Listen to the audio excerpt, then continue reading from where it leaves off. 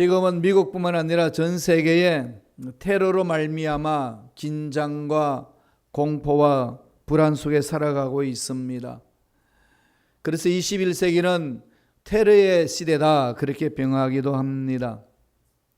그리고 이 미국 땅에 총기로 인하여서 죽어가는 사람들 얼마나 많은지 모릅니다. 하루 평균 총기 사고에 죽어가는 사람 숫자가 얼마나 될까요? 80명입니다. 80명. 10만 명당 총기 사고 사망률은 5.5명이 된다고 합니다. 한국의 자살률은 얼마나 될까요?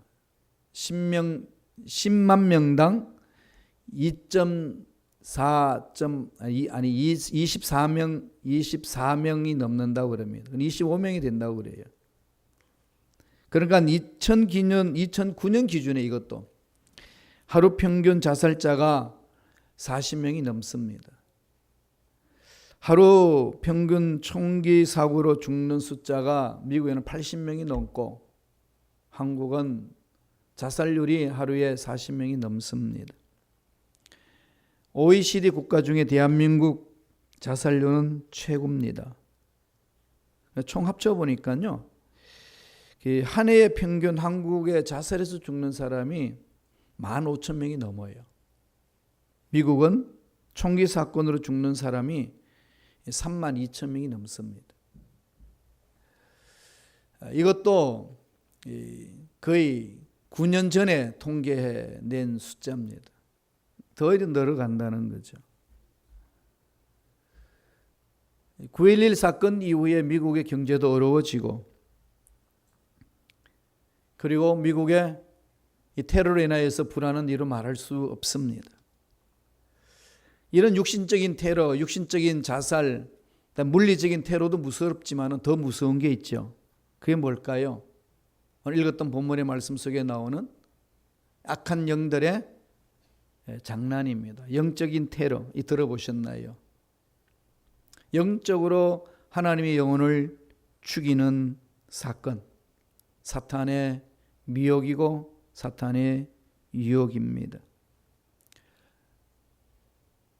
이렇게 지금 세상에 수많은 사람이 죽어가고 있고 자살하고 있고 총기로 사람을 죽이는 것은 바로 에덴 동산에 아담과 하와를 미혹했던 그 악한 영들의 장난입니다.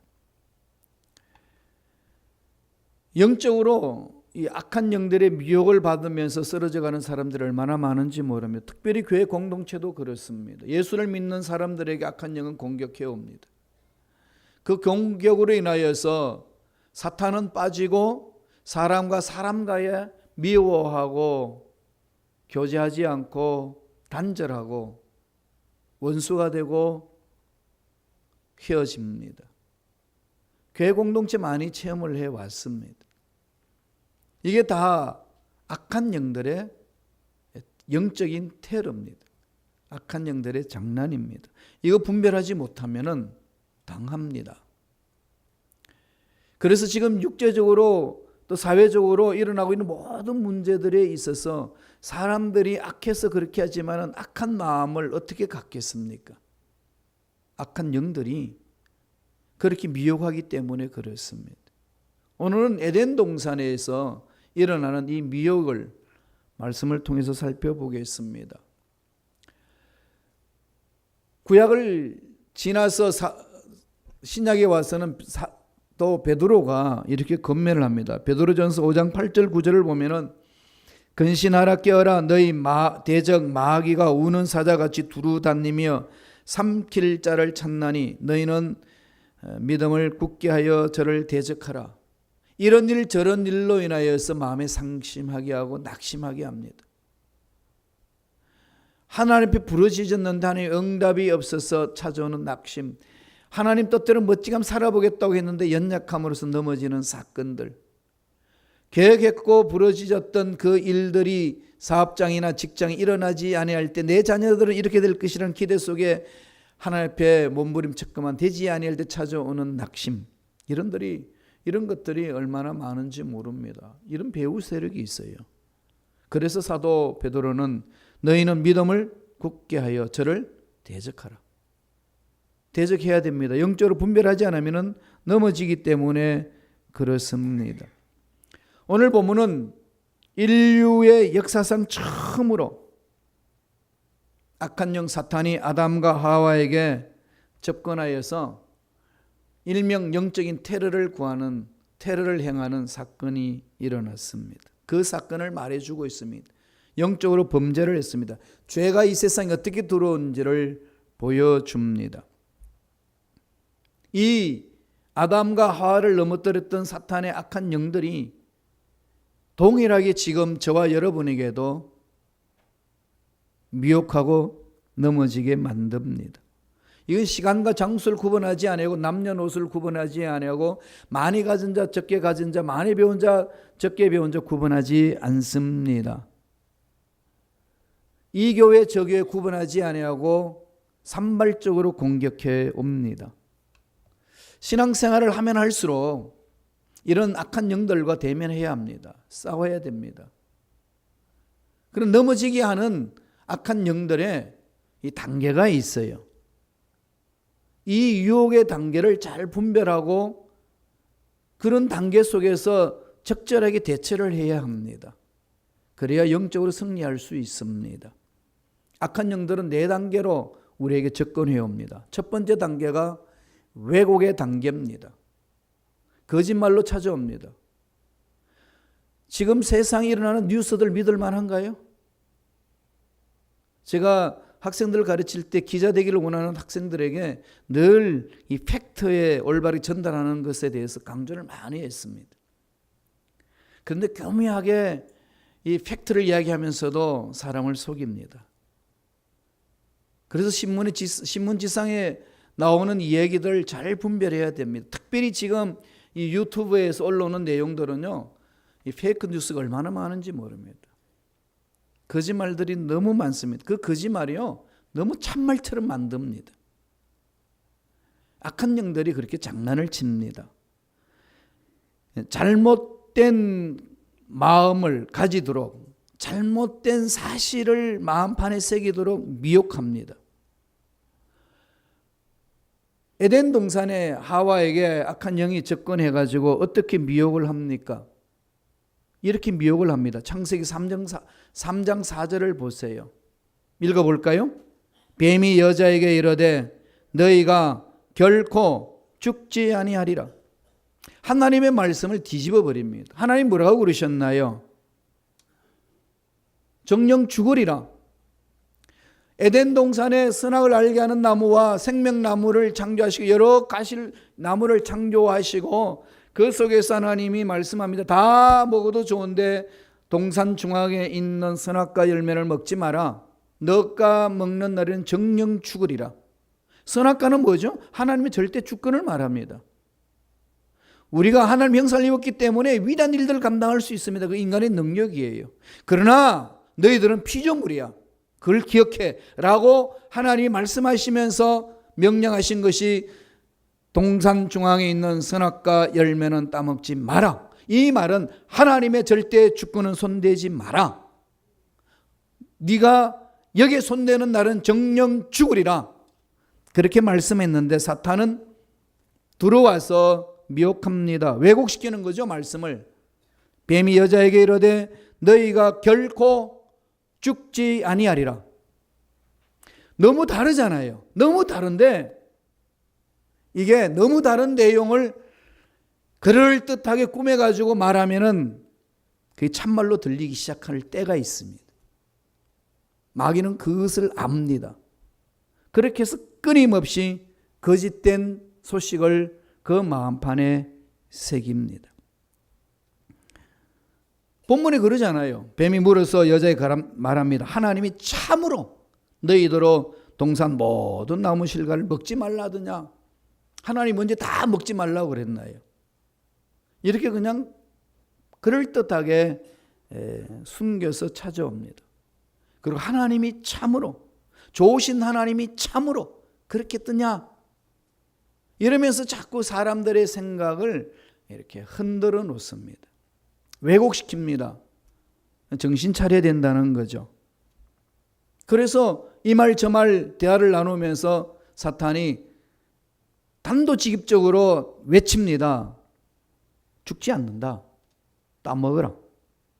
철저하게 거짓이고 하와를 속이는데 처음에는 아니야 라고 시작했다가 그게 계속 듣기 시작하면은 그럴듯하게 꾸몄던 얘기가 진실로 들리기 시작합니다.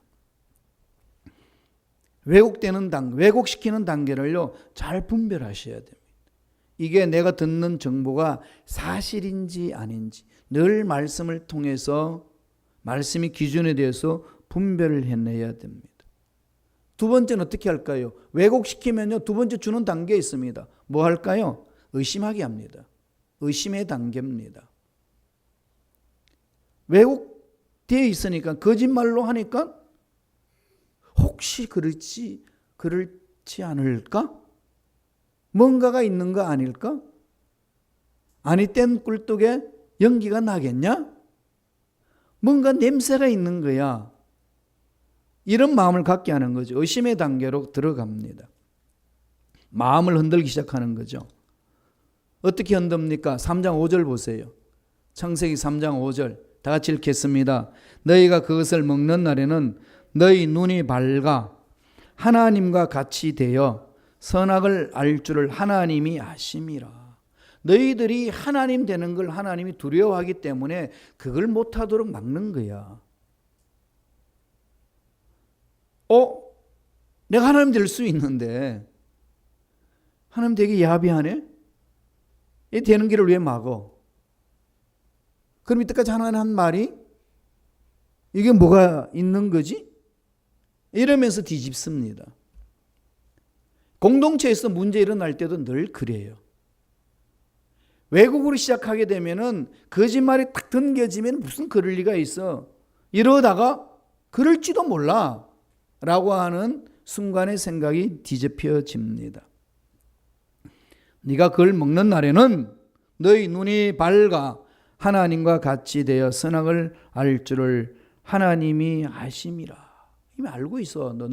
네가 하나님 되기를 원하는 걸 막기 때문에.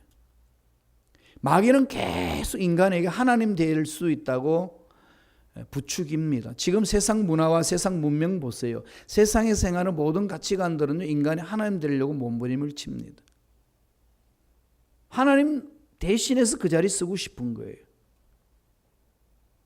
선악을 따먹는다는 것은 하나님이 심판의 자리고 절대 주권 자리인데 그 자리에 들어가서 내가 하나님처럼 사람 정죄하고 그렇게 살겠다는 겁니다.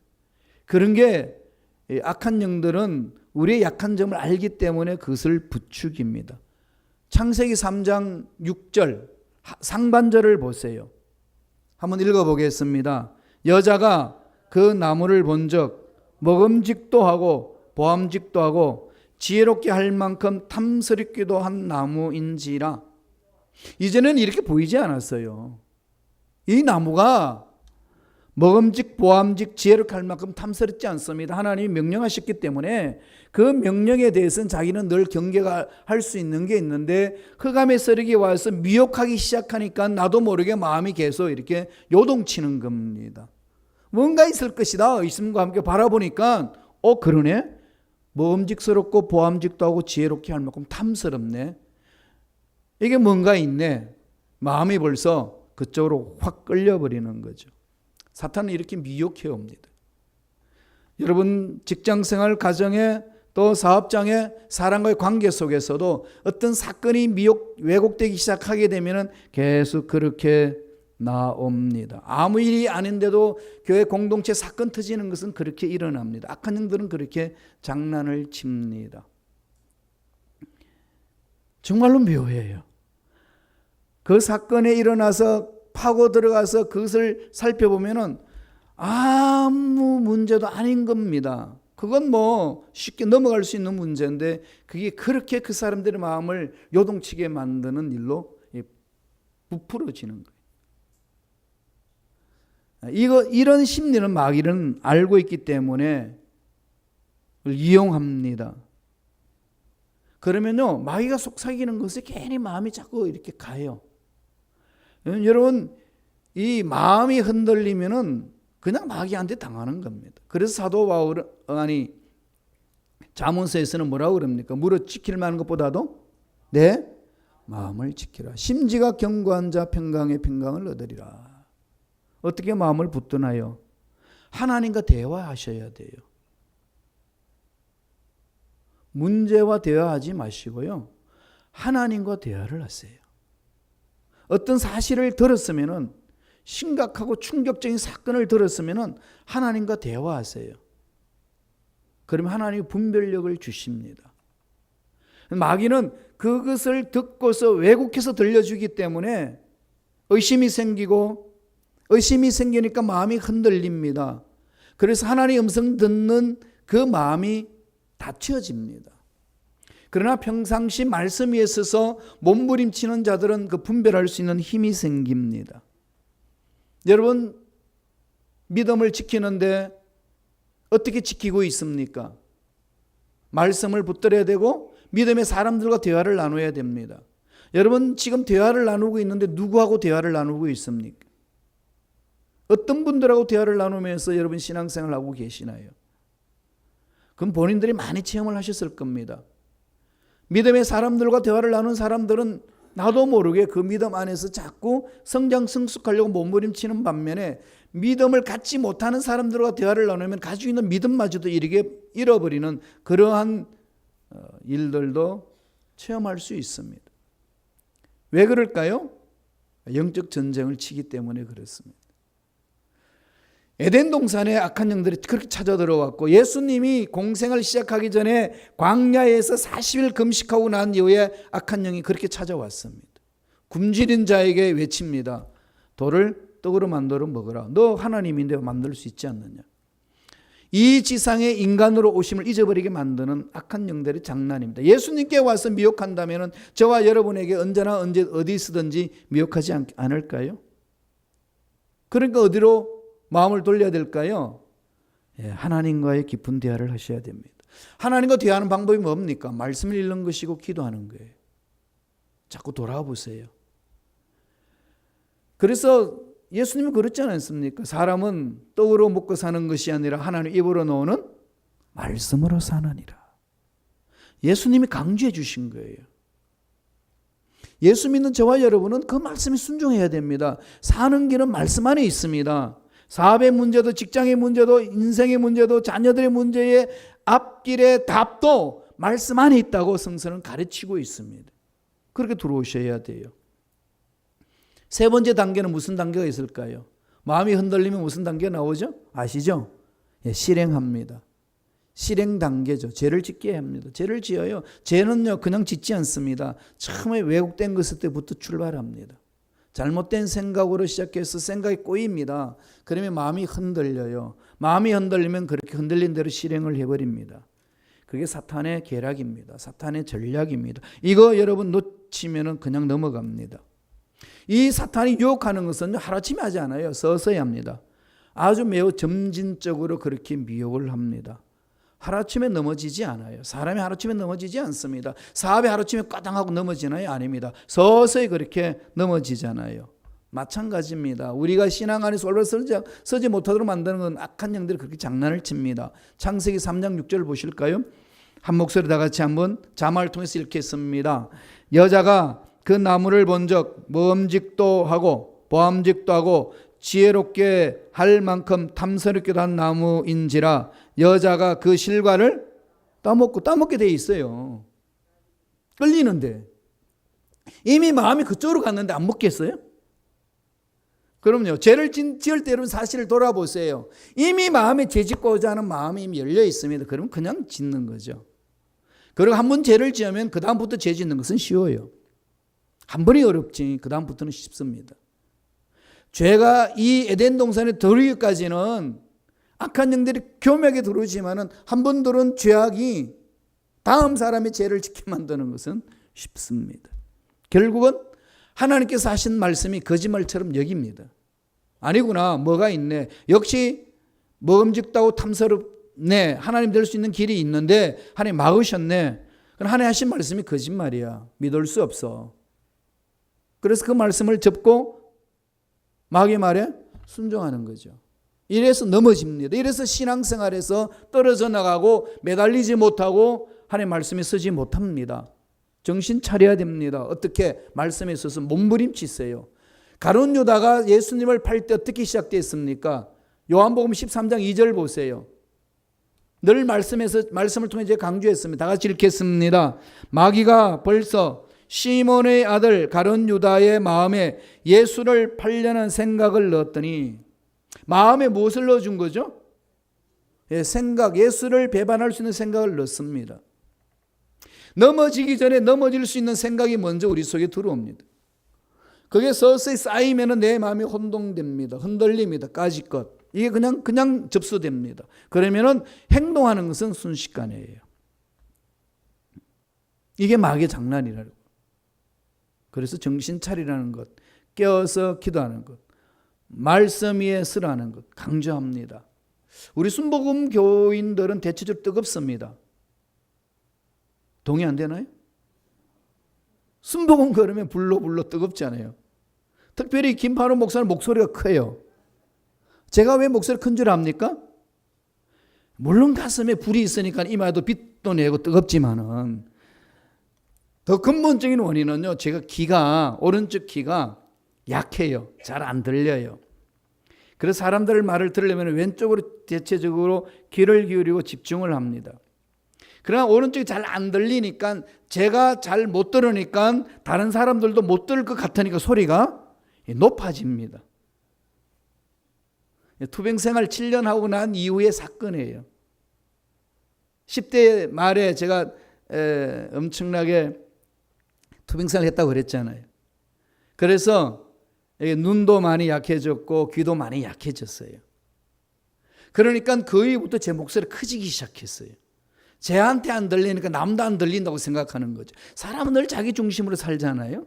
그럼 목소리가 커요. 그러면 제가 막 외치면 김 목사님 어딜 가는 순복음교회 목사예요. 그럼 순복음이 뭔데? 그럼 물어보면 뜨거운 거예요. 그래서 연합 모일 때의 대표 기도는 꼭 저를 찾습니다. 그리고 성령 충만 받기 위해서 기도 인도해달라고 그러면 저를 찾아요. 순복음 뜨거워요. 그런데 그 뜨거움이 불로 성령을 사모하다가 보니까 약한 게 있습니다. 뭐가 약할까요? 말씀의 신앙이 뿌리를 제일 못 내리고 있어요. 원래는 순복음 풀가스풀 처치는요, 말씀을 그대로 믿는 것이 순복음이에요. 그래서 순복음이 태동이 1901년에 시작된 건 베델 힐링 하우스에서 시작됐어요. 거기서 어떻게 출발했냐면요, 거기에 있는 파머 목사님이 감리교 목사님이에요. 그분이 성령 운동을 하시는 분인데, 우리가 성령 충만을 받고 성령에 사로잡히면은 어떤 일이 일어나는지 연구해보자 라고 일주일 동안 숙제를 줬습니다. 신학 학생들한테. 그래서 일주일 동안 연구하고 나서 그 파머 목사님이 와가지고 물어봤습니다. 뭐냐 하고 했더니 이구동성으로 일치가 되는 게, 성령이 임하니까 성령의 체험과 함께 은사를 체험하고 능력을 맛보고 방언이 일어납니다. 그래? 그러면 우리가 그렇게 믿고 가야 되지 않겠뇨? 라고 해가지고 기도회를 시작을 했어요. 그래서 그 중에 30살 먹으면 오즈만 노처녀 학생이 방언을 받습니다. 중국 방언을 받았다 기록되어 있어요. 그래가지고 성령 충만 체험하면 방언이 일어난다라고 체험했기 때문에 그 운동을 일으켰던 것이 순복음이에요. 그래서 1907년은 로스앤젤레스에서 아주사 그 거리에 성령이 놀라운 역동적이 일어났습니다. 초대에 일어났던 사건이 일어난 거죠. 그럼 그 운동이 출발 어디서 온 거죠? 성경 연구에서 왔습니다. 그게 순복음의 출발점이에요. 그래서 순복음은 말씀 중심과 성령 중심으로 가는 겁니다. 그렇게 가야 돼요. 그러니까 날마다 말씀으로 마음을 지켜야 됩니다. 말씀에 뿌리를 두셔야 돼요. 그래야 죄악을 범하는 그 단계에서 끌어낼 수 있습니다. 네 번째 단계, 마지막 단계는 무슨 일이 일어날까요? 전념의 단계입니다. 나만 죄짓고 끝나는 것이 아니라 남을 죄짓게 만듭니다. 이게 마귀 장난이에요. 썩은 사과 하나가 있으면은 그 하나로 썩어서 끝나는 것이 아니라 그 박스 속에 전체 사과를 다 썩게 만들어요. 다 아시잖아요. 썩은 썩은 것을 오려내든지 사과를 치워야 그 다른 사과를 건져낼 수 있습니다. 공동체 내에 죄가 들어오면 그 죄가 그 사람을 넘어지게 만드는 것이 아니라 전체 공동체 죄악 가운데 머물게 합니다. 말씀을 봅니다. 창세기 3장 6절 하반절에 있습니다. 창세기 3장 6절 하반절 다 같이 한 목소리를 읽겠습니다. 여자가 그 실과를 따먹고 자기와 함께한 남편에게도 주매 그도 먹은지라. 이 여인이 너무 다정다감하지 않아요? 나도 먹고 배불렀으니까 사랑하는 님에게도 배불리 해줘야 되는 게 이 하와의 마음이에요. 죄는 그렇게 전념됩니다.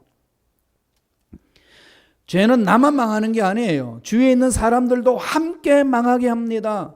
죄는 다른 사람들에게 부패시키는 전념하는 힘이 있습니다. 우리가 죄를 무섭게 생각하고 단호하게 대처하지 않으면 나도 모르게 함께 죄를 범해서 넘어집니다. 그래서 아담이 독차하는 것이 좋지 않아서 하와를 붙여준 겁니다. 돕는 배필이라고 그랬습니다. 돕는 사람들로 만나 주셨어요. 부부가 그렇게 만났고 우리 형제 자매들이 신앙생활하면서 그렇게 만났습니다. 돕는 자, 배필이라는 말이 무슨 말일까요? 히브리 말로 돕는 자라는 말은요, 큰의 거도라고 그럽니다. 큰의 거도. 이 큰의 거도가요, 이 세 가지 뜻이 있습니다. 돕는 배필이라는 말은. 큰의 거도 에제르 그렇게 말하는데 돕는 배필이라는 말은 그 말이에요. 히브리 말로. 뜻은요, 첫째로 돕는 자라는 것은 반대하여서 돕는 자. 생각이 잘못된 것을 반대해 주는 거예요. 남편이 잘못 생각하면 부인이 걸러줘야 됩니다. 그런데 아담과 하와는 걸러주지 못해서 같이 망해버립니다. 그건 돕는 배필이 아니에요. 성도들 간에도 우리가 남이냐 이 말 해가지고 같이 넘어지면 안 됩니다. 돕는 자라는 것은 반대하여 돕는 자, 뭐뭐와 반대한다는 그 뜻이 있어요. 두 번째에 돕는 자라는 것은 동등하게 돕는 것, 서로 마주보고 동등한 거예요. 남자와 여자가 동등합니다. 동등하게 존중하면서 서로 도와줍니다. 세 번째로는 신적인 도움을 영적으로 설 수 있도록 도와주는 배필이에요. 영적으로 도와주는 것. 그리고 구체적으로 삶에 필요한 것을 돕는 자가 큰애 거두고 반대하여 돕는 자가 큰애 거두고 영적으로 성장 성숙할 수 있도록 만드는 것이 큰애 거두입니다. 그래서 큰애 거두 아제르, 그 말은 그 세 가지 뜻이 있습니다. 그래서 부부의 사명은 거기에 있어요. 한 사람이 잘못된 가면 올바른 길로 갈 수 있도록 이끌어주는 겁니다. 이게 두 사람씩 짝을 맺어서 가는 길이라는 겁니다. 따라서 우리가 다른 사람이 죄악을 범하면 영적으로 분별해서 올바른 길로 세워줘야 되는 거죠. 안 그러면 나도 같이 망갑니다.